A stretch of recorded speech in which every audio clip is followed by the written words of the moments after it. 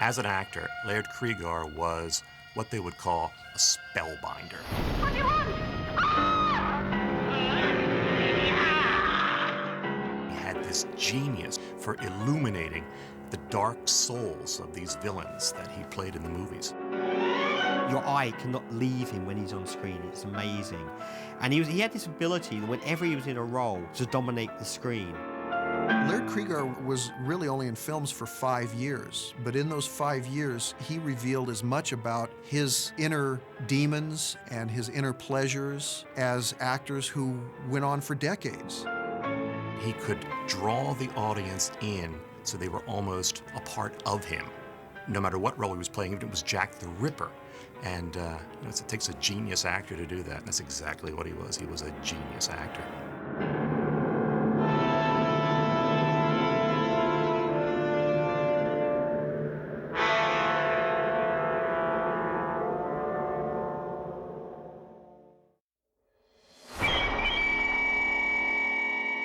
Cregar was an interesting cat. I mean, he was born in 1913 in a very poshy area of Philadelphia, Mount Airy.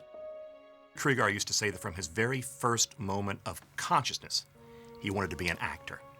And when the other children in the neighborhood were out playing, he would stand in front of his mirror and practice making faces. He had a great man-into-beast face and a great trapped rat face. And he said that the various people in his neighborhood in Philadelphia thought the Creagars had a mad son who was running amok. He had a very sheltered and poshy existence, and then his father had died suddenly, and the family wealth had just dried up. He was pretty much on his own. He went off on a tramp freighter at one point. He worked as a bouncer in a nightclub because he was so big. He found some stage work in the East, but it wasn't enough to really support him. In fact, when he came to Hollywood for a good amount of that time, he lived in the back seat of a friend's car. He used to say he was a grotesque, was the way he described himself. He was so big and so heavy that he simply didn't fit into the normal variety of role. He had to find his own roles to play. He got a biography of Oscar Wilde to do on the stage. Oscar Wilde, this notorious gay writer who was ostracized by English politicians and government and thrown into jail. He thought it was his fate to play the role of Oscar Wilde. And he did a very slick thing. He managed to get himself invited to Hollywood parties. And when he would go to the party, he would take the play out of his pocket and he would start reading the role of Oscar Wilde. And he figured one night in that crowd was somebody who had the money to mount a major production of Oscar Wilde in Los Angeles that would showcase him. And eventually it happened.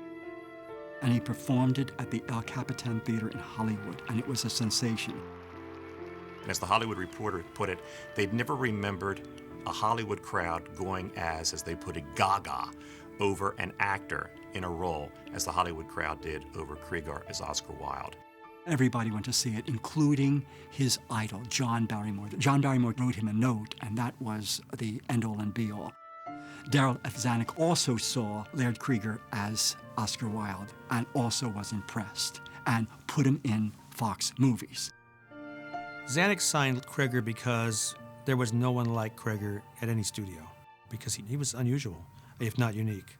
Cregar was only 26 years old, and all of a sudden, all the studios wanted him. He said he signed with 20th Century Fox for two reasons. Number one, they promised him they would not typecast him.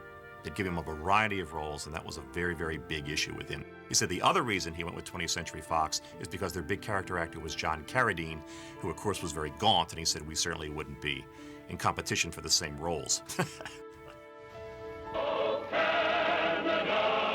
First, he did Hudson's Bay with Paul Muni and played this big lumbering sidekick Gooseberry, and he was very impressive. Mon petit chouchou à la crème. But I think the film that really shows him off for the first time as to what he could really do was Blood and Sand. And I think the really interesting thing about Laird Cregar in Blood and Sand is that he plays the character actually quite gay, which was not done in 1941. And in fact, it's a little startling. Ruben Mamoulian, the director, shifts in the bullfight scenes. He'll show Rita Hayworth looking lustfully at Tyrone Power in the bull ring, and then he'll show Laird Cregar looking lustfully at Tyrone Power in the bull ring.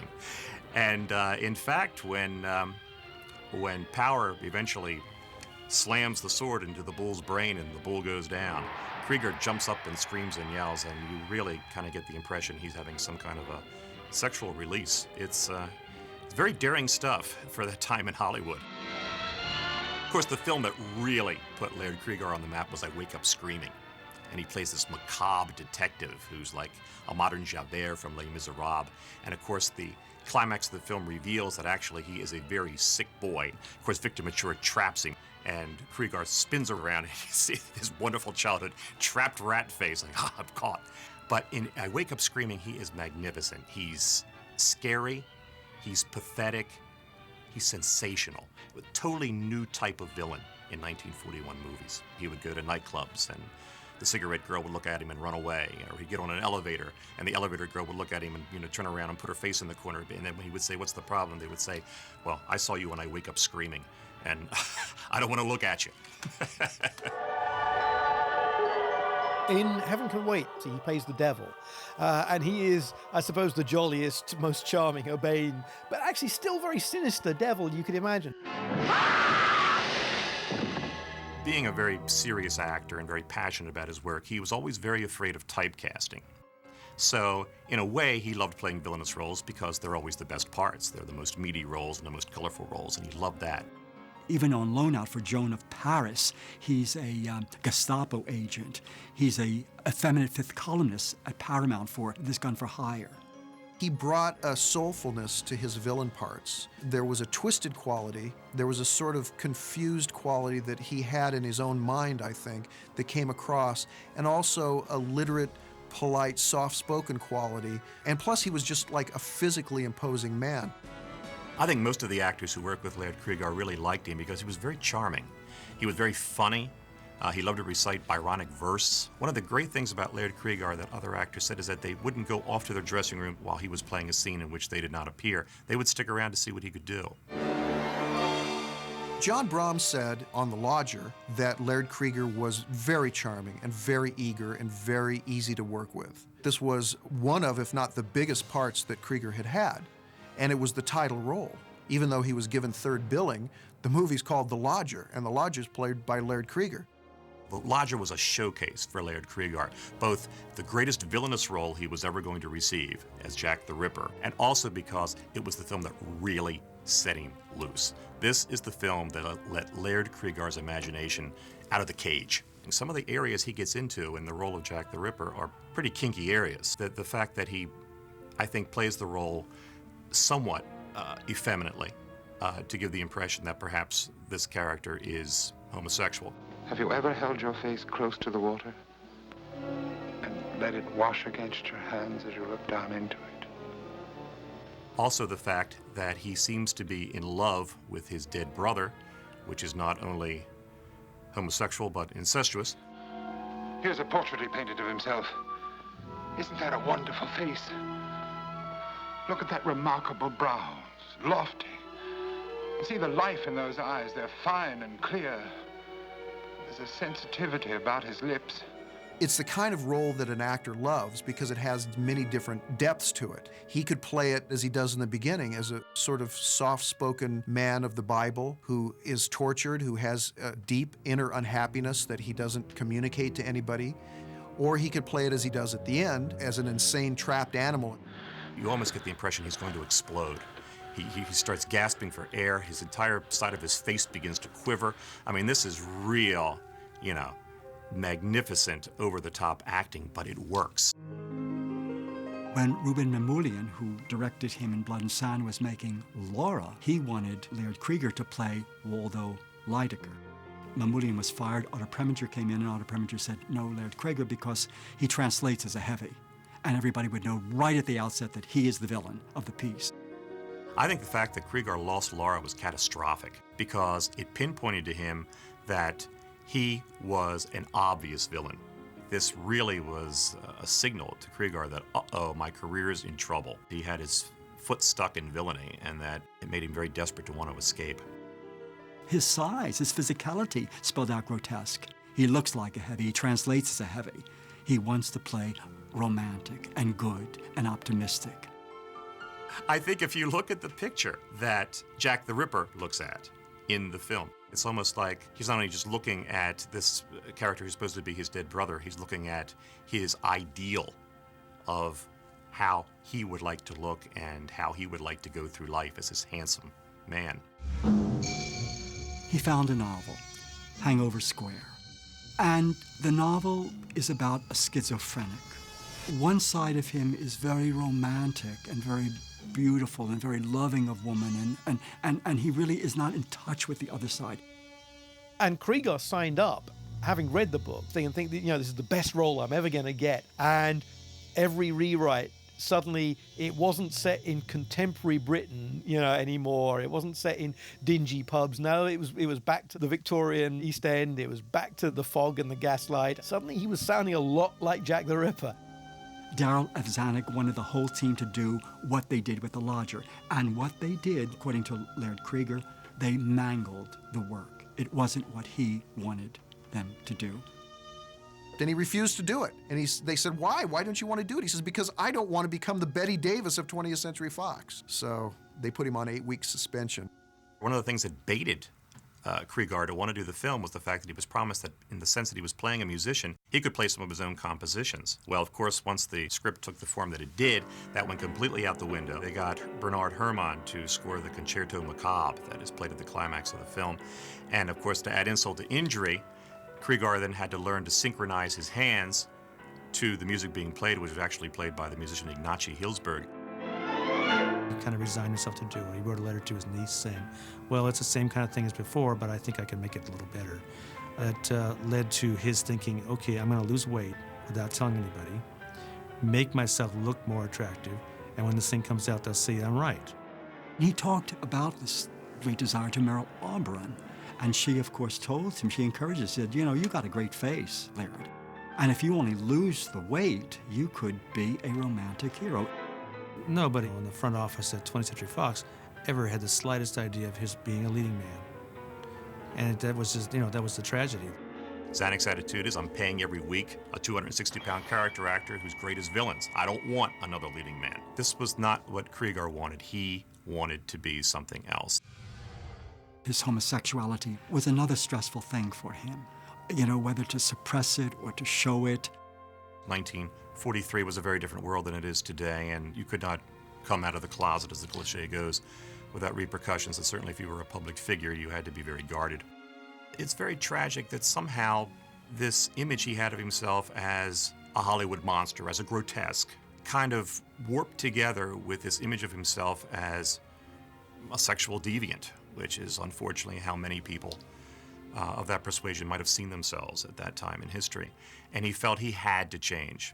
And this incredible, what he called his Beautiful Man campaign began, in which he decided to reduce until he became very, very slender and to have plastic surgery on his face. Today, we wouldn't think too much of it, but in 1944, an actor to completely change like that, to suddenly show up on the screen and to have a completely different body and a completely different face, would have probably really freaked out the audience. I mean, this would have been a scary thing for them.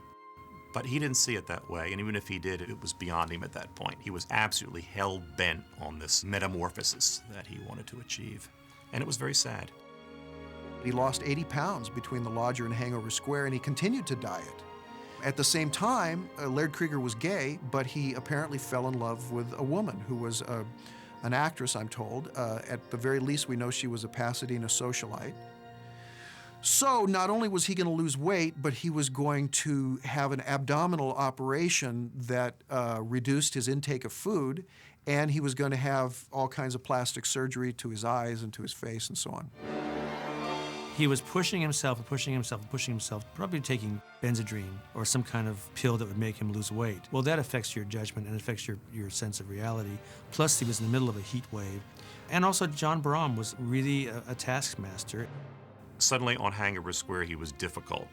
He was obstinate, he was stubborn, he was temperamental. Are you mad? Go back! So during the making of Hangover Square, not only was he playing this complicated role, but he himself in his own life was rather complicated. He was really basically having a walking nervous breakdown. On the last day of shooting Hangover Square, Cregar told off John Barham. He said, I don't ever want to work with you again. Cregar then apparently told the Hollywood Reporter what he had said. As it turned out, Darryl Zanuck wasn't happy with the final cut of the film. He ordered it back into production. Meanwhile, The Hollywood Reporter had run this item about John Brown being difficult. The entire crew of Hangover Square, 100% of the crew, signed a petition they sent to The Hollywood Reporter saying, "We are 100% behind the director." Then, of course, the film had to resume shooting for the retakes, and here was Laird Cregar on the set, feeling rather overwhelmed by the fact that not only was he fighting with the director, but the entire crew had made it public they were on the director's side. He couldn't wait to finish the movie so that he could go and have this abdominal operation. He, at that point, had lost over 100 pounds, and it had done terrible damage to his heart. After the film finally wrapped up in November of 1944, Laird Cregar went into the Good Samaritan Hospital to have a stomach operation. He had a hernia condition that needed to be corrected, and he also felt that the stomach surgery would help control his intake of food and help him stay slender. On December 4th, the operation was performed, and 5 days later, on December 9th, 1944, at about 4 o'clock in the morning, he suffered a heart attack. And by noon, he suffered a second one, and at 4:52 that afternoon, he died. And he was only 31 years old. He was hell-bent on this goal, and we can't say 100%, but it does look like his goal killed him. Vincent Price read the eulogy at the request of Laird's mother, and Vincent Price had the career that Laird Cregar might have had thereafter. He became 20th Century Fox's new big villain. You can imagine Laird Cregar having pretty much the same career Vincent Price might have had if he had lived and if this terrible tragedy hadn't occurred when it had. He always wanted to be a star, and of course, in Hangover Square, he is the star, but he never lived to see the screening of it. The ironic thing about Hangover Square is that it may very well be his best performance. He seems to absolutely meld with his character. He was sort of playing a version of his real-life self. This man who was uncomfortable within his own body, within his own mind, in Cregar's case, with his own sexuality, and he was trying to transform, trying to morph. And in Hangover Square, George Harvey Bone literally goes down in flames, and in real life, Laird Cregar figuratively went down in flames before the film was ever released. It's a historical injustice that actors like that weren't taken seriously enough for their really strong work to be honored, and I think that's a shame. I mean, I don't think there was any big Oscar campaign for Cregar for Best Supporting Actor. On the 6 or 7 times he deserved it. There was certainly no campaign for him for Best Actor for Hangover Square. Part of his tragedy is his lack of self-awareness and his lack of acceptance of his own talents. He was a fine character actor, and he made a great villain. He didn't want to play the character role. Well, he maybe was wrong about himself. That's part of his tragedy. The Cregar's star was rising at the time of his death, and although Hanover Square is the only film he's ever top billed in, you can obviously see that Zanuck was building up for his star potential, and he might well have become a new bogeyman, a new master of menace of the cinema. There was a joy to Laird Cregar. There was a love of life and literature and art, but there was also a dark part of Laird Cregar. There was a lack of acceptance of who he was, a lack of acceptance of who he was sexually, a lack of acceptance of who he was professionally and physically. And he didn't like it so much that he decided to change it. That's pretty radical. I would say Laird Cregar really haunts Hollywood history, not only as Jack the Ripper, but as an actor who was able to sort of show audiences that they had souls, dark souls sometimes, but certainly souls. To have that small body of work and to still be as noted in Hollywood history is really pretty remarkable.